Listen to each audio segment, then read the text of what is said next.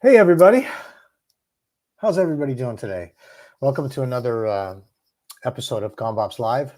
So glad you guys could join us today. We've got a really fun show scheduled today. For those of you who don't know, this year is Gon Bops' 70th year in business. So it's a big year for us this year. We've got some really fun things planned. And I thought for our first episode of 2024, I wanted to feature these guys. These are our newest members of our artist community, of our roster, and they've been with us now for the past year and a half or so. I thought it'd be good to introduce you guys to our newest artists in our family. I hope everybody's well out there, and I really wish you all a great year. You can chime in today, like always, like all our other shows, if you want to ask a question, a comment, or whatever. And if it's something that we want to address the panel, then I'll put your question on screen and we can all answer the question. If you have a question for anybody or a comment. So it's a two-way street here. Please join in. We'd love to have you participate. As always, with all of our podcast shows, please subscribe to our channel, like and subscribe and share. It always helps us, always helps us with everything we're doing. We have a lot of exciting things coming up this year, so stay tuned to our website and our social media for some announcements that we're going to be having for this 70th year of our business. So thank you, everybody, for joining us. Okay, so let's get the show started. These first two guys are dear friends, and they're joining us today from the same studio. So Andy Caceda, originally from Lima, Peru, moved to Washington in his early 20s and quickly began working with top bands in that area. He worked with various great artists like Frankie Vazquez, Yolanda Rivera, Frankie Morales, Tito Puente Jr., Charlie Cruz, Jerry Rivera, and many more. One of his main inspirations is our very own Luisito Quintero, and is also, we're really thankful to Andy for he turns us on to a lot of new artists. Actually, some of them are here today. So he's introduced us to a few of the guests on today's show, and one of those guys is with him in the studio right now, and that's Eduardo Padua. Eduardo was born in Brooklyn, but moved to Puerto Rico early on when he was young, and that's where he was raised. He discovered his love for music by age 7. He's inspired by legends Eddie Montalvo, Jimmy Morales, Milton Cordova, and Eduardo also took lessons with the late, great master conguero David La Mole Ortiz, who was also a Gon Bops artist. And we missed La Mole a lot in our family. He's performed with many artists, including Edwin Clemente, Manola Rodriguez, Hector Coco Barez, Antonio Tonito Vazquez, many more. He currently lives in Washington, D.C., and is part of a group with fellow Gon Bops artist Dominique Patrick Noel, who also is joining us today. So let's first say hi to these two guys. Hey, man, what's going on? Hey, how you doing, Rich? Good to see you. Nice to see you guys. Yeah. Right on. Welcome. Our next guest, Doug Christianson, he hails from St. Paul, Minnesota, and he's joining us today from that area, playing both drums and percussion in a multi-percussion concept, blurring the lines between traditional drum set and percussion. As a veteran both of the jam and the tribute band scenes, he can be most found on stage with Twin Cities band called Frogleg, of which he's been a member for a decade at least. His inspirations include Phil Collins, Jerry Marotta, Manu Katché, just to name a few of them. And I'm sure he's got some more updated stuff he'll tell us about today. Say hi to Doug, everybody. Rich. Doug. Hi, guys. Eduardo, Andy, how are you? Hi, how you doing? Right on. Miguel Gaetan. Miguel is Puerto Rican born, now residing in Atlanta. He's an accomplished musician and an actor. He started his acting career as the debut acting career as Trey on the iconic 20th Century Fox film Drumline. And he also appeared in BET's series The Game, Fox's The Resident, ABC's Will Trent, and many more. As a percussionist, Will has worked with Aretha Franklin, Outkast, Ludacris, Denise Williams, the Jackson 5, Queen Latifah, Bobby Brown, and currently he's working with Mariah Carey. And he's coming in today from Atlanta. Miguel, welcome. Hey, how's everybody? What's up, Rich? Welcome, my friend. Right on. This next guy I met last weekend at NAMM, which was nice to finally meet him. Jesus Marval hails originally from Venezuela and was raised in a family of musicians. He's toured internationally with the dance group Yaisi Torres, and he shared the stage with international artists such as Juanes, Rosario, Franco de Vida, Archangel, Jorge Caledon, King Chango, and many more. Jesus is influenced by the great Changuito, which many of us are, and is also thankful for the support and friendship of Gon Bops' fellow artists and fellow Venezuelans, Anderson, Luisito, and Roberto Quintero. They're all from Venezuela, and it was great to meet Jesus last weekend. So welcome, Jesus. Hi, Rich. How you doing? Hey, Right everybody. on. How you doing, bro? Jesus. Good. Everything's good. Miguel, Doug, Hey, Eduardo, Andy. So last but not least, Dominique Patrick Noel was born in Paris with native roots from the islands of Haiti and Martinique. While living in the island of Martinique at 12 years old, he developed skills playing zouk and comba music. In 1998, he became the co-founder and musical director of Pablo Antonio La Ferma. Over the course of his career, he's performed with in front of more than 250,000 people worldwide. And in the spring of 2022, Dominique joined Pit Band for the musical On Your Feet en Español, the life story of Emilio and Gloria Estefan. And Dominique also was introduced to us from Andy, so another person Andy's brought to the family. So I'm glad to have you, Dominique. So, Miguelito. How's it going, guys? Hey. Good, Hey, how you brother. doing? So nice to have you guys all here. Thank you very much for joining us today. So Thank Thank you, you. Rich. Thank you for having us, Rich. So Thanks we've for your got time, Rich. we've got an eclectic group here. Obviously, you guys come from varied backgrounds and different styles of music. And I was saying before we went online how we're very thankful to all of you because of your great promotional efforts with our instruments. If you guys watch our social media, you'll see a lot from these guys. They are very active in posting and creating really cool content too. So you can always look out for what they're doing on our pages, but also on their pages too. So let's go around the room. Let's say hi and kind of tell us, where you're talking to us from, and what's been happening lately. Let's start with Eduardo and Andy. Hi. Well, hello everybody. My name is Andy Caceda from Lima, Peru. I came to the United States in 1999, January. It was very cold. And then when I got here, I was thinking I never got to play music again because I was focused to do, a regular job, But then I had the opportunity to play, one band. And then another director of the band showed up to the club. And then he asked me to be a timbalero player for his band. And then I started playing little by little in different bands. And then little by little, I was buying instruments, timbales, congas, what I need, to perform to different bands, with different bands. And then in all of a sudden, when you come to the United States, you have the opportunity to meet great people, great musicians. And that time, I had the opportunity to meet Luisito Quintero. So it's been almost, we've been friends since, 2000. So it's been almost 24 years. I know Luisito Quintero. So, yep, pretty much.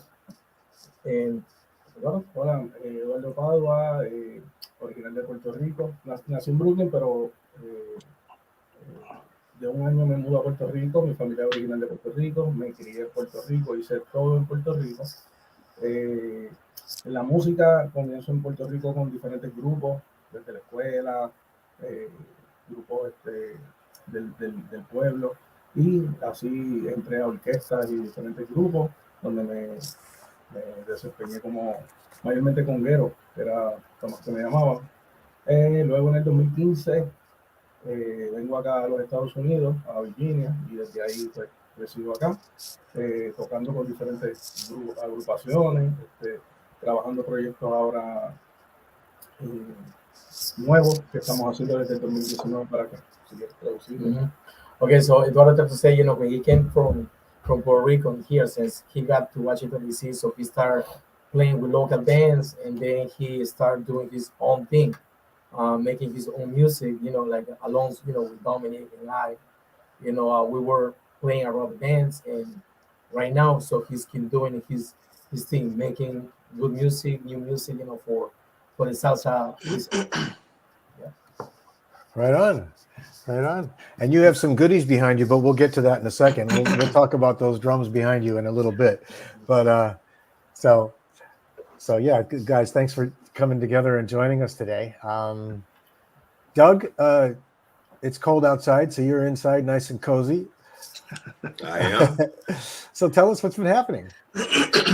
Just wrapped up a pretty significant year with Frog Leg, which is my main project, a jam band that's based out of Minneapolis, St. Paul. Had some really successful festival shows, but probably the thing I'm most proud of is recording an acoustic album. We went into a jazz club and just recorded live 2 sets in front of people, and just kind of let it happen as it happened, not relying on fixes or anything. So Uncroaked is our latest release. Also play with kind of legendary jam band from the scene, the Big Woo. Ended up doing a First Avenue show with them in December. And then just in the new year, looking forward to bringing my Peter Gabriel tribute out to the East Coast. That's cool. Yeah, and continuing with Talking Heads tribute. Oh, really? Yeah. Oh, wow. We do, playing a band called Slippery People. Oh, wow.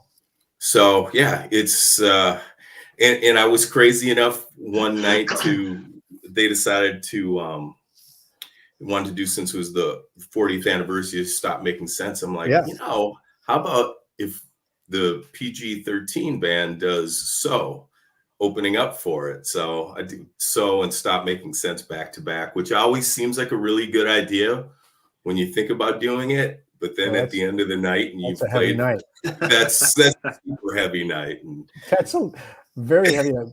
Did you, by the way, speaking of Talking Heads, it's one of my favorite bands. Did you see the band on Stephen Colbert when they all got together? I did, absolutely. Wasn't that fantastic?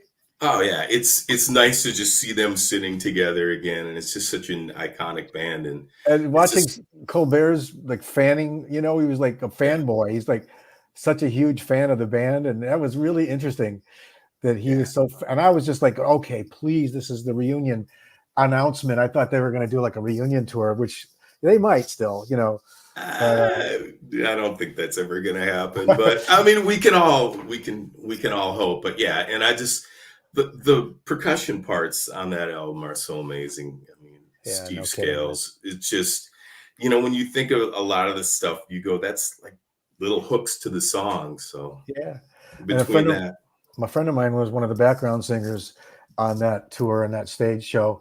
She's works with Sheila E. for many years as Sheila's manager, and very close with Sheila. And so that was really great to see, see that revised and see her back doing it, But anyway, well, that's very cool. I'm going to ask you about your setup with your jam bands in a little bit. I'm going to be curious about that and see what you like to use. But so Dominique, tell us what's been happening in your world. Well, first of all, thank you for giving us a chance to introduce ourselves to to the world. Right on. And fellow percussionists alike. Well, basically, as of now, just focusing on producing, recording, as well as performing in town, and whenever the chance arises to also accompany artists, then that's also in the books to do. And been playing the circuit percussion for since '88. Since 15, the age of 15, and I'm still doing it and loving every second of it. Right on, man. How is the music scene there in DC? Oh, it's busy. Really? Oh yes, because the great thing is that you have such a wide spectrum of ethnicities that so there's for us there's a lot there's a lot of work to and where we get to chance to play different rhythms and with different bands, so therefore there's a lot of work, so it can span from the DC scene, the go-go scene to jazz, Latin jazz, tropical, with the different Yeah.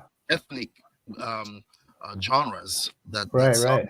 So there's work, as long as you're willing to put in the work to learn, adapt, and be flexible, and Andy has had opportunities to work with an African um, um, artist playing playing Yeah. African music. So there's wide spectrum of work. So the DMV is thankfully we're thankful. That's a city.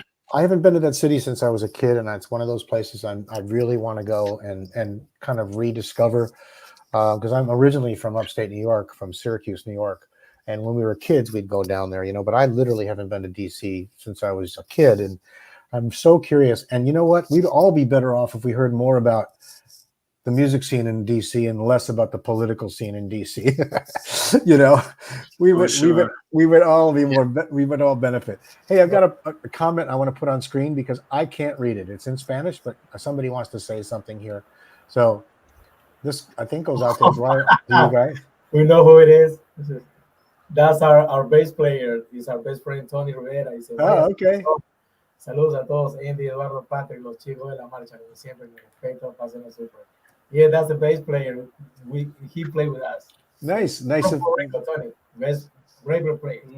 Well, gracias, Tony, for chiming in and joining us. It's always nice to have somebody who doesn't play drums and percussion watching the show.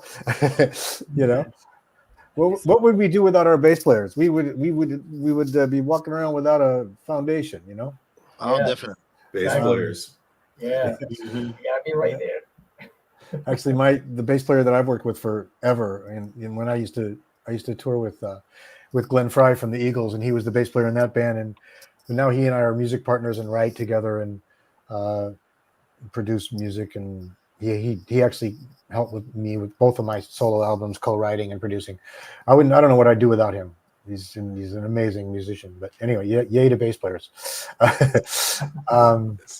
Jesus, it was again great to meet you last weekend at NAMM, and a very strange NAMM indeed it was. But well, we finally met. Yeah, it's funny, I've been working the NAMM show for so long, and it's different now.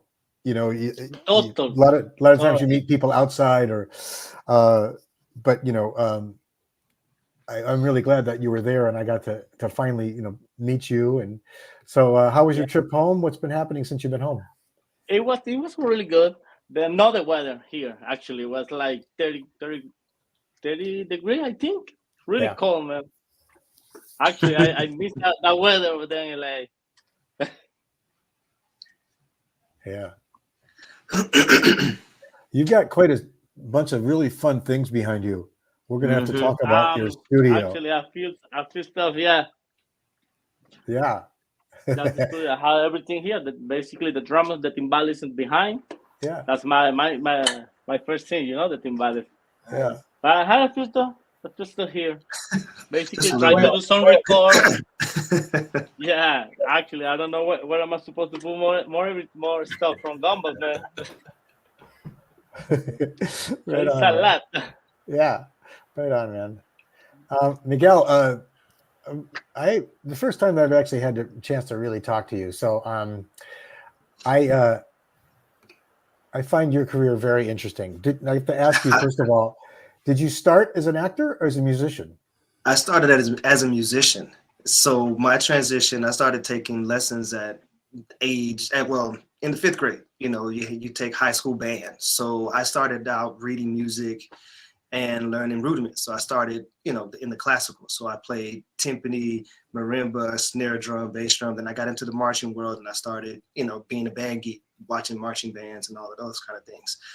So music was my trajectory. I just didn't know I could make music. I didn't know I could make money as a musician. So the only way you can make money as a musician in my head was you had to be a band director. So that was my trajectory. I went to Florida A&M University and I studied music education, started teaching.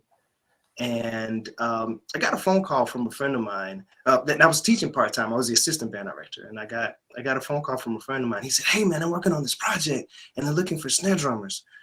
And so my question was, well, is it paid? He said, "Yeah, man, it's like a real thing." I was like, "All right, cool." So I went in and auditioned and I made, lo and behold, it was the film Drumline. Right. So that's how I started acting. I just went to play my drum and get paid. That's really all it was. And so then I was blessed with some lines and the whole nine, and I got bit by the acting bug, moved out to LA, started acting, but also music has been what I've always done. My mom has pictures of me, in diapers, but with pots and pans with those big wooden spoons, so I've always played. And so now I have this dual career where I'm acting and I'm playing. I'm currently on the road with Miss Gladys Knight. And okay. She keeps me very, very, very busy. I'm the newest clan. I'm the newest guy in that clan. Most people have been with her at least 12 years, and she works year round. But so I'm working with Miss Gladys. I just finished doing some studio work for Ludacris, working on his new record. And the Atlanta music scene is really, really, really, really popping. There's a lot of I actually got into that world thanks to Lil John Roberts, drummer for Janet and Stevie Wonder. He put me into the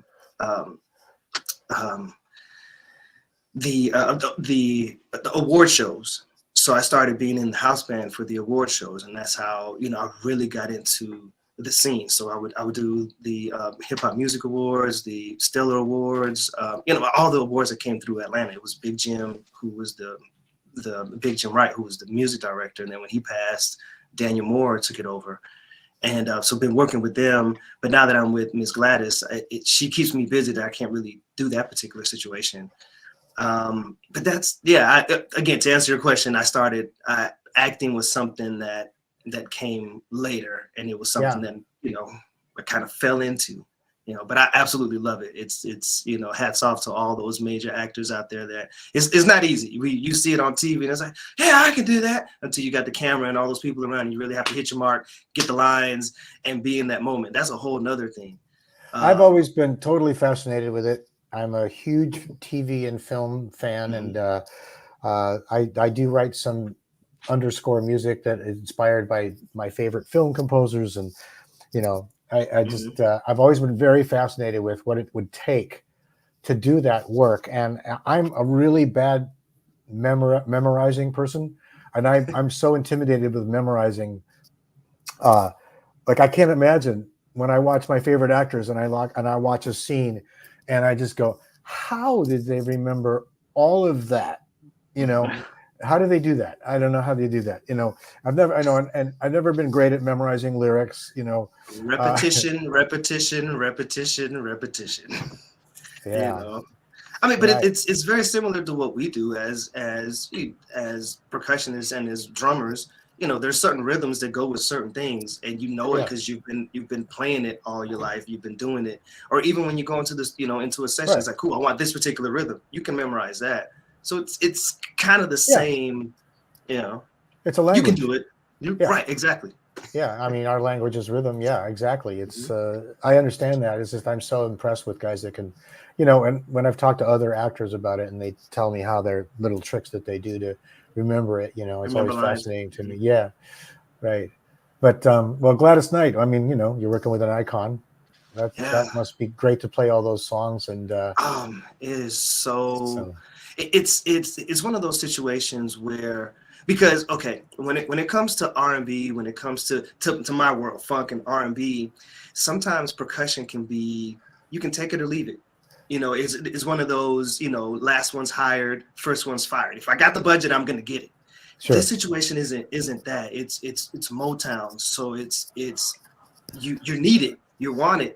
Yeah. You know, versus the Latin music where it's essential. You know, Yeah. you have to have all of that. That's why Yeah. you have a bonguero, you have a conguero, you have somebody on clave, you have this because it's essential. You have somebody on timbales. R&B and funk, unless you're playing with Earth, Wind, and Fire, it isn't that. But this Motown thing, it's wonderful. Where I feel needed, I feel like I'm contributing musically. Well, you know, And it makes a difference, of course. It would be nowhere without all the tambourine stuff that you have. Absolutely. Yeah. That moves it. Without the tambourine, it's kind of like, yeah, I know the record, but once you add that tambourine to it, it gives it some motion, it gives it some feelings. You got that and then some conga work, cowbell here and there, like just adding that little sauce on top of it. Just it really does make it. Really That's right. Hey, I want to post a few comments. People are chiming in here, so I want to give them we have a shout out to you guys from Susie Flores. She wanted to say hey. So Hey, Susie. Hey, Susie. and then also Danny Vargas says hi. Also from DC. Hiya, Danny. Danny. Yeah, that DC area is amazing. It's such a melting pot of everything that it's amazing. Yeah, I need to get that. I need to get there and check it out. I've never actually played there either all these years. But so I wanted to go to Andy and Eduardo. Eduardo has a new release that I'd like you to tell us about. You just had a new record coming out. So let's talk about your new release. Básicamente el tema salió el pasado 26 de enero. Se llama Me Rompe el Coco. Yo tengo 7 temas sencillos y este fue el último que saqué. Okay, so the song calls Me Rompe el Coco, and that release was for, he created this song for his wife, Miriam. So the release was the February 26th. Enero, yeah, 26. 26. That he got released that song. Esa canción se la escribí junto con otro compañero a mi esposa, la quise hacer alegre y que fuera el tiempo de la canción fuera rápido, alegre, estilo comercial, para ver qué impacto tiene, y hasta ahora ha tenido una buena acogida en las redes sociales y en las plataformas digitales. So he tried to create this song a little spicy, more happier, and a little more movement, and spicy. Something we can say that to the public, to the dancer. Right on. En el tema, perdona que te interrumpa, en el tema participa Andy en los timbales and Dominique in the bongos. Yeah, so he's saying in this song, Patrick Dominique, he recorded the bongos. I was the one recording timbales, and he's the one recording the bongos. Yeah. And that new video you guys just did, that's a track from that record, isn't it? Mm-hmm. Yeah. Actually, That's correct. Yeah. Yeah, so if you guys look at our social media, we just shared a video that those guys did, the three of them. That was a little bit. Yeah, I saw it. It was nice. It's happening. Thank you. Thanks. Yeah. Oh, I can't wait to hear it. Thank you. Really cool. Doug, tell us a little bit about what your setup is in the jam circuit. What do you have on? I mean, you're kind of a hybrid guy. You blend setups together. Tell us a little bit about your setup. Definitely. Basically, it's kind of a bit of a standard percussion setup, to the front, congas, bongos. And then what I'll do is I have timbales, and I also have a snare drum and a pandeiro, and usually some remote hi-hats or something like that. So, the whole thing is I guess I'm kind of functioning is like whatever's needed. Sometimes I'm emulating the loop. Sometimes I'm playing in actual, hand percussion part, in more of a Latin flavored song. Sometimes I'm adding electronics. So that's a big part of it too. So I usually will have like a hand sonic or something like that going along. But yeah, I'll be able to swivel over, to the timbali side and kind of function as a second drummer, second kit drummer with some different sounds. I'm always cognizant of like not, getting in the same frequency range. And Right. so that's kind of in little less with the cymbals, Yeah. like that. The hand sonic, do you like that? I do. And part of it is, there's always like the ideal world of like, I would love to have, a huge, a huge arsenal of things, but I have to be able to get a maximum amount of sounds out of a realistic space, and especially, touring. Yeah. And so it's nice for those things instead of, a vibra slap. I'm going to wave my hand over it and trigger it instead of having, of course, being able to pick it up. Yeah, exactly. It's a handy thing. Yeah. Definitely. Yeah. Yeah, for those of us who don't play tabla, it's a pretty great tabla sound. It is, yeah, and I do, that's something I'll dial up, and then also, part of the jam band thing is the, harkening back to the dead, doing the drums in space. So, I'll usually try and dial something up different for every show that's going to have something, a little bit melodic to work off of. And so it's pretty handy in that respect. Yeah. Cool. And I have to say, it's so funny. I feel like a kinship with everybody because I lived in the DC area and played there for 3.5 years. Oh, okay. And it is a great scene. And the East Coast is definitely, it's a different thing than the Midwest. It's funny how the musical aesthetics are kind of different. As like, if it grooves, when it bounces, people are down with it. And Right. it's a great area.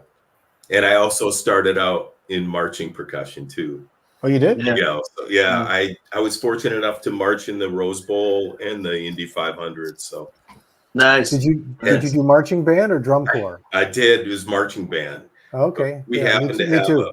we had a tough band director. So that's kind of where I got the work ethic from. His thing was always like, how good is good enough?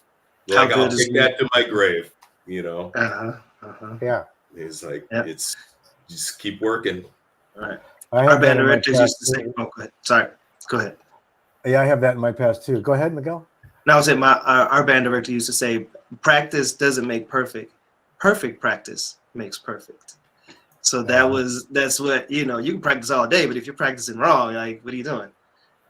So I understand. So that's where my work ethic comes in. It's like, you have to practice, the right way. You have to practice with perfection in mind, even though you may not get it, but you have to practice with perfection in mind to reach that if you're ever going to reach it, Yeah. So I feel you, Doug. Yeah. Jesus, Yeah. when you moved, how old were you when you moved to the States? 10 years ago already, from Venezuela, actually. Yeah, to Elisa, New Jersey. But before you moved here, did you know the Quintero family back home? Anderson. We played together. Yeah, we played together in Venezuela, in my city. Okay. Like for around 2-3 years. He was living actually in New York, between New York and Venezuela. Yeah. And actually, I talked to him a lot about Luisito and Robert and Chuito. I didn't know about them. And he told me, if you want to go over there, there is my family. You can talk with Chuito. Maybe he go. I didn't know who Chuito was either. Luisito, yeah, obviously.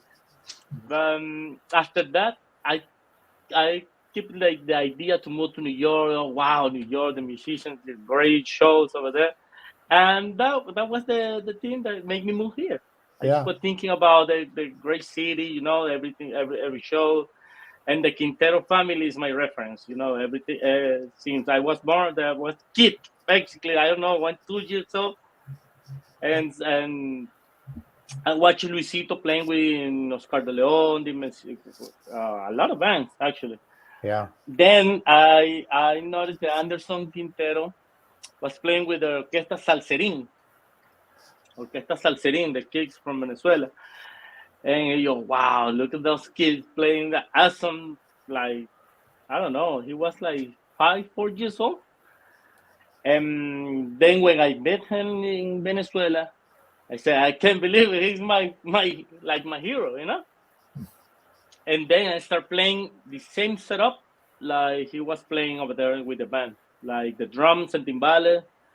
And after like 2 or 3 years that we met, they called me to play with him in a band in Venezuela, Casino, replace him when he came to New York. Or if the Conquero player can't do it, I do the Congress too. So we play together. That's why we met Anderson Quintero. And then when I moved here, I just met Luisito and Robert and Chuito. That was the history. So Chuito, I don't know. Chuito is his cousin. Cousin. Luisito's cousin. Yep. He's a percussionist too. Percussion, yep. Oh, I don't know about all him. of them. Quintero's family is percussion. Yeah, Luisito, Robert, and Chuito, their cousin. Okay. We have a comment for you, Jesus. Leo Gruber wanted to say hi. That's mi compadre. Okay. Yeah, we're working together on his project. Like he planned to release the whole album with a mix of his own music and some version from Ruben Blades, I think. Okay. Yeah, that's the current project right now. That's a current project you're doing right now? Yeah, we're working together on it. Okay. It's gonna be some fun between the old school and the new school. Oh, nice. That's cool. And Dominique, tell us a little bit about what you're working on right now. Right now, just I'm about to release a new single titled "Fiebre de Ti," and it's coming out February 9th. So in anticipation for Valentine's Day, and I've had the pleasure to have my brother Eduardo Padua do the on congas and bongos, and a vast array of other musicians that superb musicians, and also working on producing different projects, and as well as and doing quite a few other performances. Actually, I will be performing with EC3, a drummer from Atlanta. He's gonna be doing his CD release party at the Barker Theater in Atlanta, Georgia, on Sunday the 17th at 7 p.m. So I'll be joining him on percussion, and looking forward to that, and quite a few other dates coming up in the near future of different performances, throughout the states. So looking forward to it. Yeah, should be fun. Right on, man. I'm curious about the styles of music that you when you were coming up, because I'm really actually not familiar with zouk or combo music. Can you tell us a little bit about that? So zouk is zouk music and rhythm. It took birth in Martinique and Guadeloupe, from both of those islands, right? And back in the late 70s, and it's basically a mixture, a fusion of the African soukous, and it's a fusion of funk, fusion of even jazz. You'll note a lot of those influences, in Zouk. And now the what you hear nowadays, it's it tends to lean on more of the with the R&B side of things, which is not bad. It's still a good fusion, but it's very different from what I'm accustomed to. I grew up listening. What I grew up listening was more of the fast paced. If you know Sukus, you know that Sukus is very fast paced and more of the party, up tempo, very high energy. So I'm used to that. So the newer type of Suk I'm not a big fan of, but I respect it. So I grew up, listening to that and playing that rhythm, and I love it. I still, whenever I still have a chance to dabble on the kit, I love to play it. And compa is also um, it hails from Haiti, and it took birth from the father of compa, Nomo Jean Baptiste, who was a sax player and phenomenal sax player, and basically that genre took birth from his pensmanship, basically. And uh and and as a result, a lot of the big band in Haiti basically based their style from that. And one of the well-known groups, Tabu Combo, who is, I believe now they're going to be celebrating their 60th fairly soon.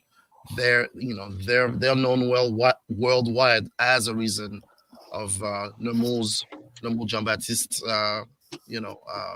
involvement in the creation of compa music. Okay. Mhm. Cool.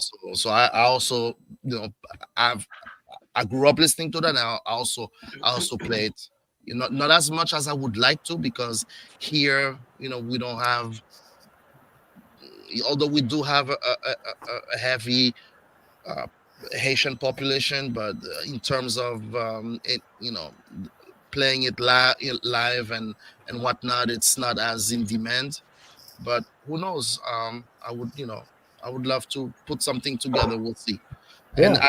I have an upcoming song that I'm working on with Hector Luis Pagan, and that where I'm going to actually incorporate Oh yeah. some compa, probably a good 64 bars of compa. Oh So cool. just to really, bridge the gap between, Yeah. Latin music, which is something that I've played all of my life, and I love, but also bridge that gap, and also bring in some of what I grew up listening to. So, Okay.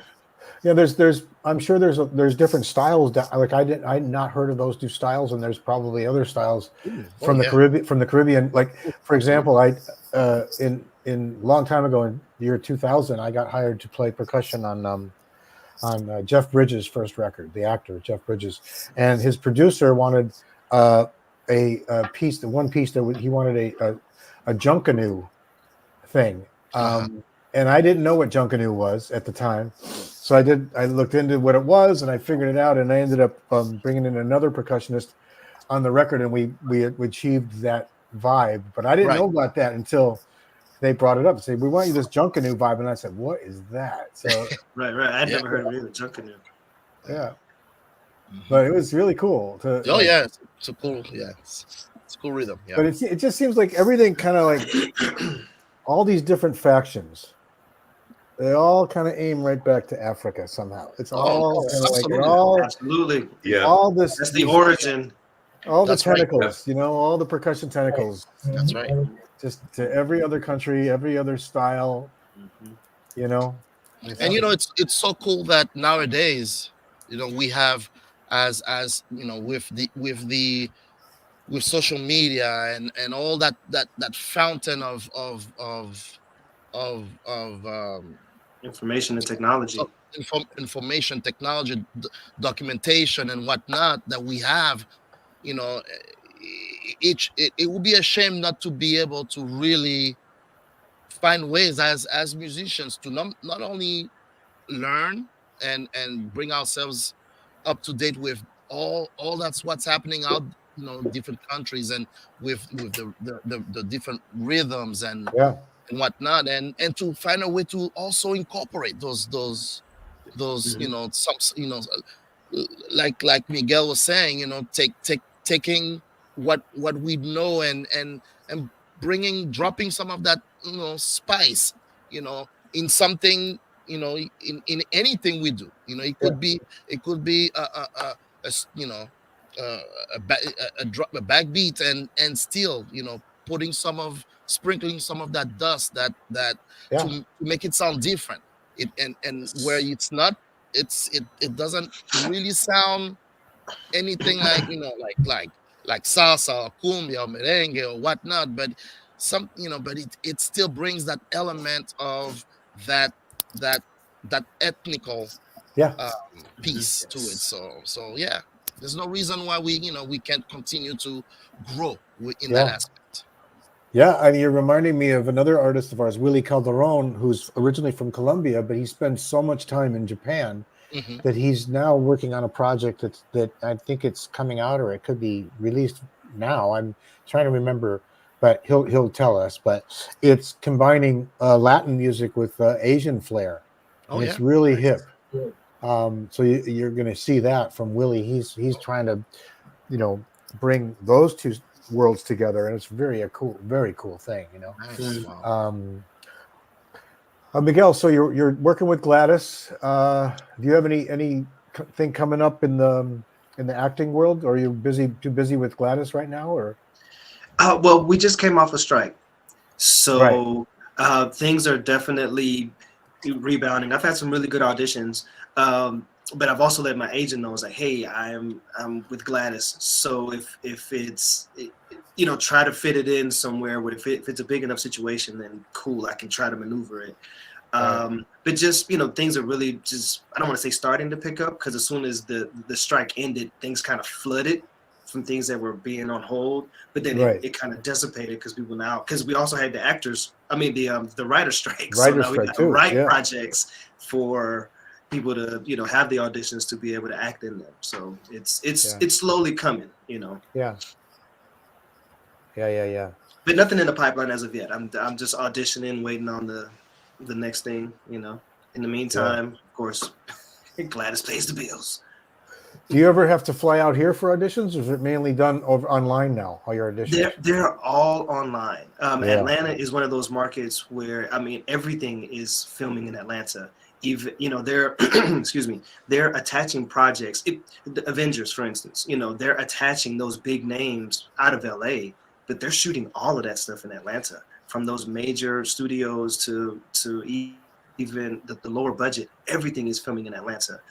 So once COVID hit, everybody was, you know, this is my audition studio.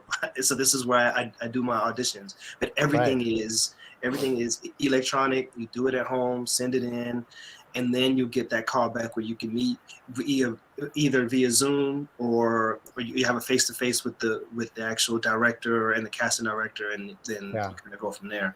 But yeah, everything is pretty much electronic. I don't know. Okay.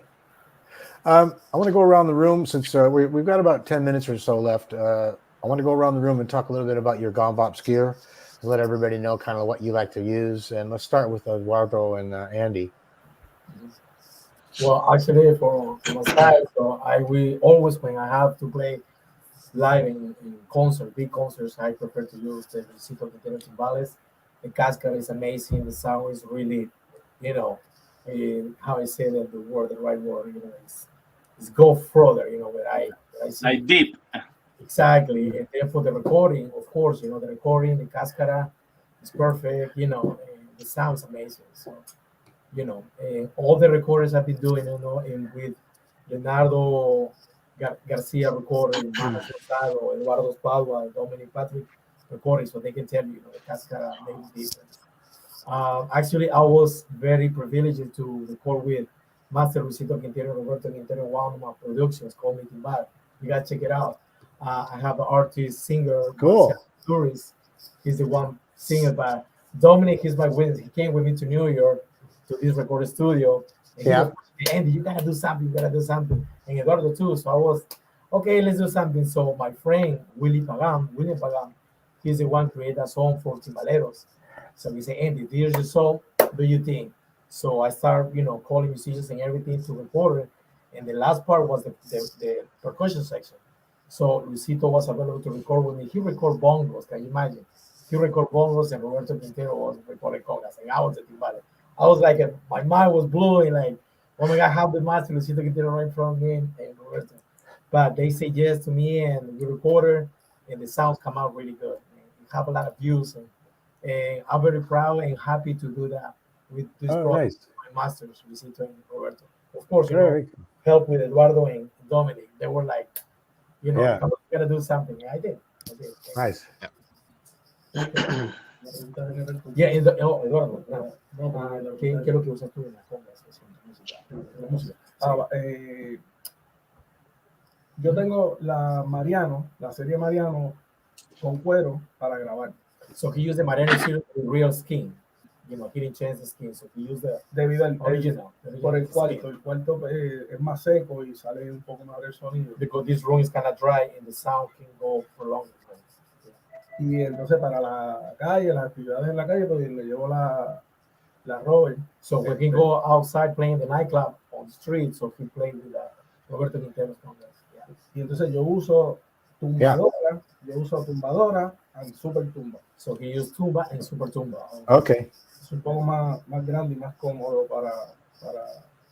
para mí. Y eso, Okay. me encanta el peso liviano. He loved the sound and the weight. Yeah. Of course, he's big, so for him, it's nothing. Yeah. And Jesus, you've got some drums behind you. So you're using a few different series there, aren't you? As far as Gon Bops. Yeah, I use a different but like mostly the timbales. I use both the solid brass Alex Pacuña. Uh-huh. The sound is a little bit dark. It's a little bit dark. I tune it really low. It's the kind of different artists. Some people require. Oh, you can tune it a little bit high, a little bit low. The cascara for the timbales is a little bit dark. The Luisito Quintero, the standing still, that's my favorite. That's the one I use it for mostly for. It's too versatile. I can play with the new salsa from New York, from Puerto Rico, from Venezuela. It's a different sound, but mostly my favorite gear from Gon Bops Rich was the timbales hardware set. I don't know if any of you recognize that. The hardware set, yeah. The hardware set, that's the best thing ever.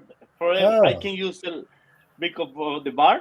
Yeah. Normally, I put some places is really small. I can use the music stand. I just adapt the clamp over there on the hardware. That's it. No cymbal stand, no music stand. Actually, the hi-hat, I put sometimes the stack, hi-hat stack. Yeah. And I just put the cowbell, the music stand, and the hi-hat as well. Yeah, it's a very useful. Yeah. Bro, that's amazing. That's amazing. I never saw something like that. Never. When I saw the first time, what? That's it. Yeah, with that you can do everything. That was inspired. GoPro. Luisito helped us with that. Everybody, what he's talking about is our timbale hardware set, and it is pretty unique. You're able to go from your crossbar in your middle of your timbales with this one unit that has places to put bells and a cymbal and everything all in one. It's really useful. So if you don't have one and you play timbales, I highly recommend getting it because it's really a great, useful tool. That's it right there. Thank you. Yeah. So you have a lot of flexibility with one piece of hardware. It doesn't move, right, Jesus? Doesn't move. Yeah. No, it doesn't move.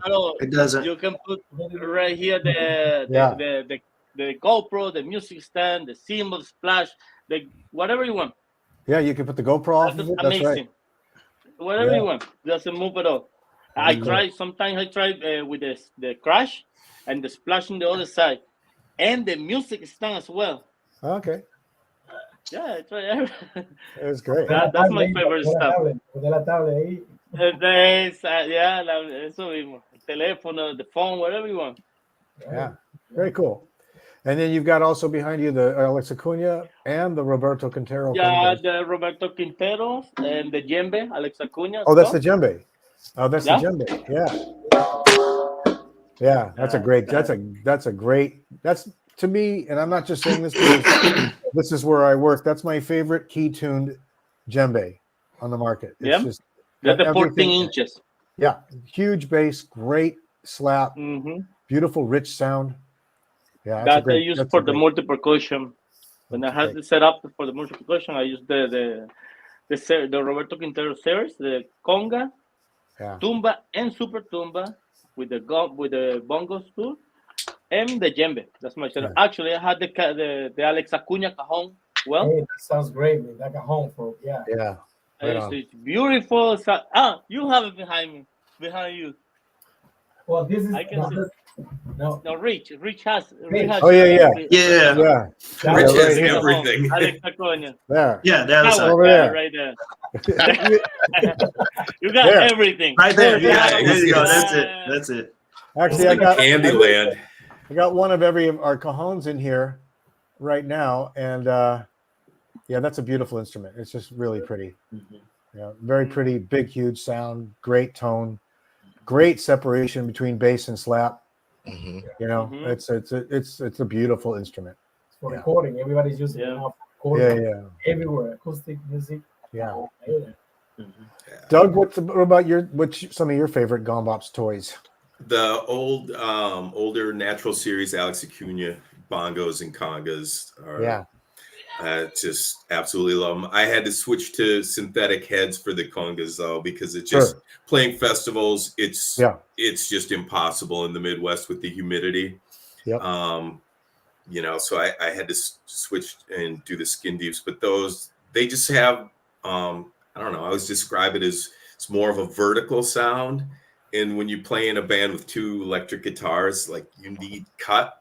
Yeah. And it's just so melodic at the same time. I can't imagine. I've been to NAMM several times and I've played like and it's like all, there's fine sounding congas, but that's the one, you just go, that's when I hear it. And I remember years ago hearing that sound and just going, it's a specific thing. I think Jamie Haddad said that's like the sound of the Gon Bops congas.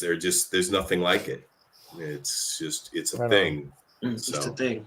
Yeah. It's, and I have the Lucito timbales, and I'm going to be getting that hardware set. That's been on the. You have to. I don't know why I haven't. Why do I want to carry more heavy stands? When you can just do that. It's so silly. Right? But anyway, I know. It does Yeah. make things a lot easier. Yeah, that's cool. Yeah. And I have this, if I can tell just one really quick Alex story. So I'm at NAMM show, and I'm getting there first thing in the morning, and I stop and whatever because I've been, eating and like crap and whatever. So I get a smoothie for breakfast, and my hands are like super cold. It's one of those really chilly days in California, and I wander into the booth like first thing, and I'm half asleep. My hands are freezing, and Alex is like, "Hey, let's jam." And I'm like, "Oh, okay." And like, so immediately, like my hands are freezing and I'm nervous because it's Alex. And like my hands won't move. And I'm like, this is Terry. And he's being so nice. He's like, oh, you sound great. And I'm like, no. So he's like the best guy in the world for that. It's like, thank you, Alex, for not making me feel too bad. But it was just a hilarious story of like, Well, I did not wander in and expect that. Well, you're saying you're mentioning something that is actually one of the things I miss most about NAMM, and that's that kind of collaboration interaction you can have with people. But Alex specifically in our booth would welcome everybody to play with him. Yes. And give the opportunity for people to play with him. And And when we're growing up and we're listening to him, being inspired by him, to have the opportunity to go not only just to meet him, but to just play some music with him. Yeah. And he's so not only forgiving, but he has so much to share that he loves to share. And he's an amazing teacher. He's such an inspiration. And at NAMM, it was just so much fun because everybody had fun. It just made everybody really, the joy of music, man, with him. Right. Is just so pronounced. That's the one of the things I miss most about NAMM is that kind of experience. I'm not sure if when we'll return to it. It's been some years now since we've had a booth, but I do miss that. Yeah. Yeah. And Dominique, some of your favorite Gon Bops toys? Yes. So I currently use the Lucinto Quintero series timbales. I at one point I had them before, and then as soon as I joined Gon Bops, I was able to acquire them again. So I love them. And another a recent adage to the family has been the Orestes Bilato timbales, and I love those. I'm hooked. If I could That's play great. those at all my gigs, I would be. Very light. Oh my goodness! It's and surprisingly, the depth of the sound that comes out of them. It's incredible. I mean, great. I love them. I love them. And I'm so glad you brought that up. oh yeah, and also to my gear, I have the Tumbao Pro series congas and bongo, the wine colored, and I love them. I love them. I love their sound, and I get so many compliments, whenever I play with them. So Beautiful. I can't complain. And I mean, Gon Bops has been around for years, so Gon Bops knows what they're doing. So no complaints. It's so nice. I'm so glad you brought up the Orestes bongos. I really am a fan of those myself, and it was so much fun working on those with him.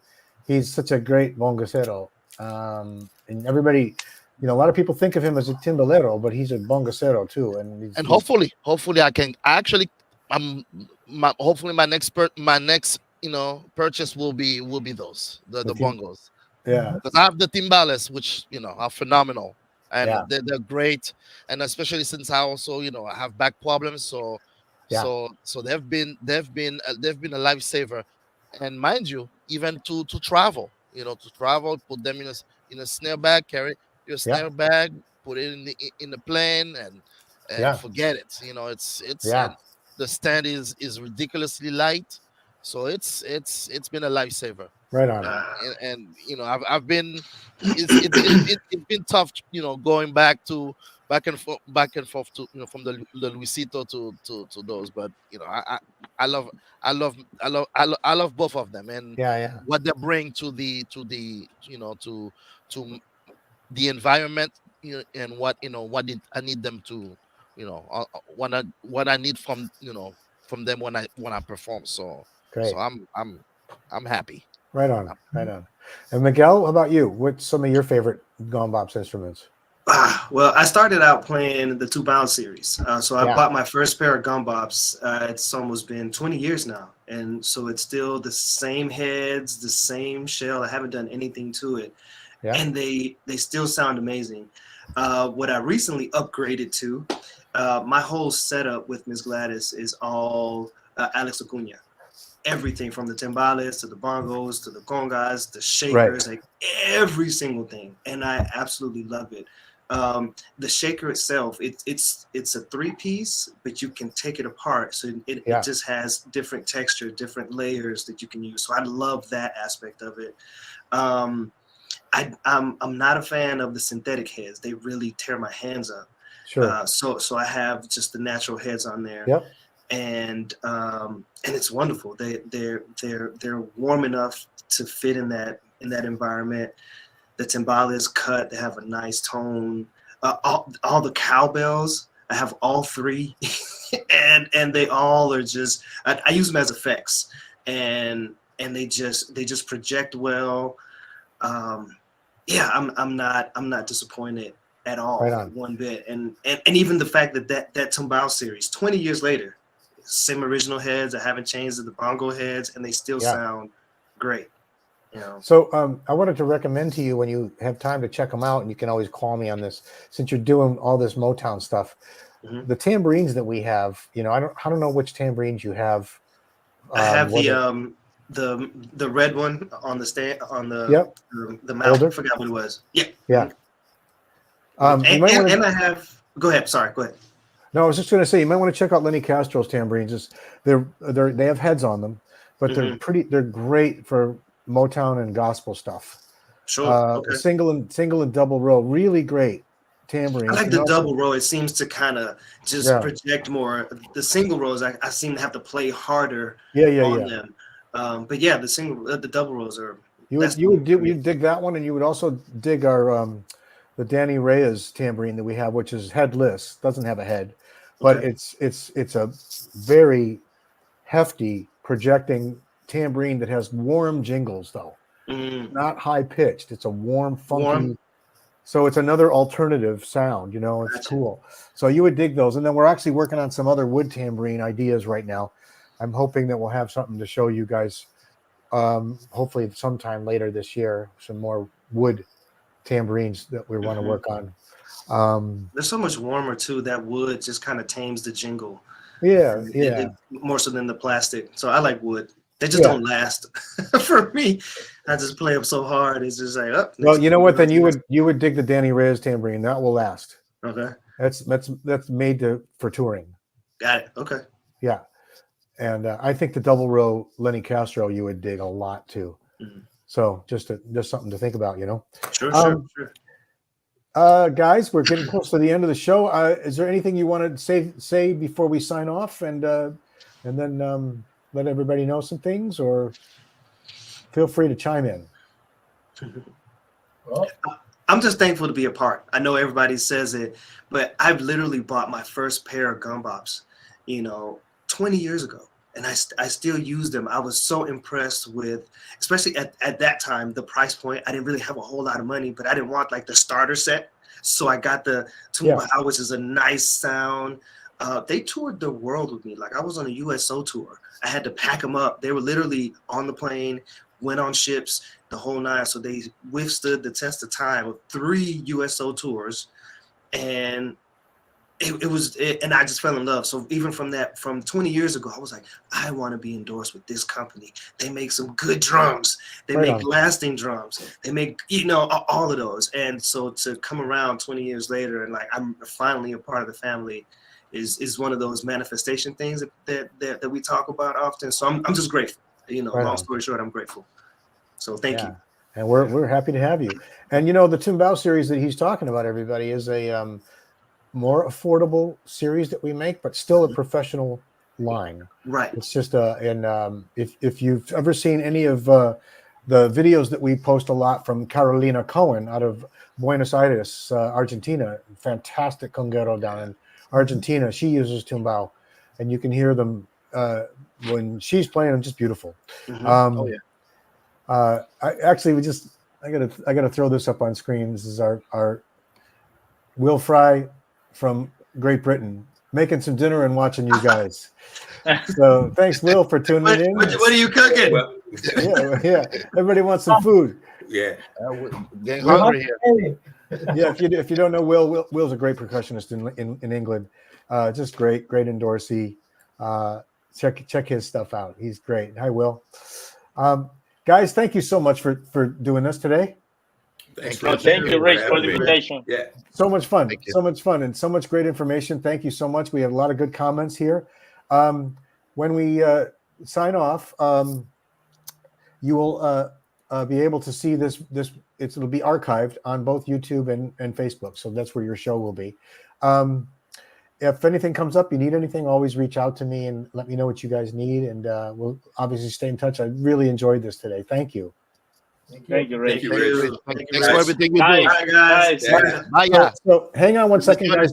Don't sign off yet. I'm going to sign off with the audience, and I'll be right back with you. But so hang on just a sec, okay? All right. Everybody, thank you very much for tuning in today on another episode of Gon Bops Live. And thanks for all your great comments and questions. And please share this on your pages. We always appreciate it. And if you have any questions for any of these guys, you can always find them on their social media. You can always ask them any questions you would like to ask them. And I'm sure they'd be happy to respond and help you out. So we wish you a good day. Stay tuned for more episodes, and also stay tuned for our future announcements on our 70th anniversary this year. So thank you very much, everybody. Talk to you soon. Bye-bye.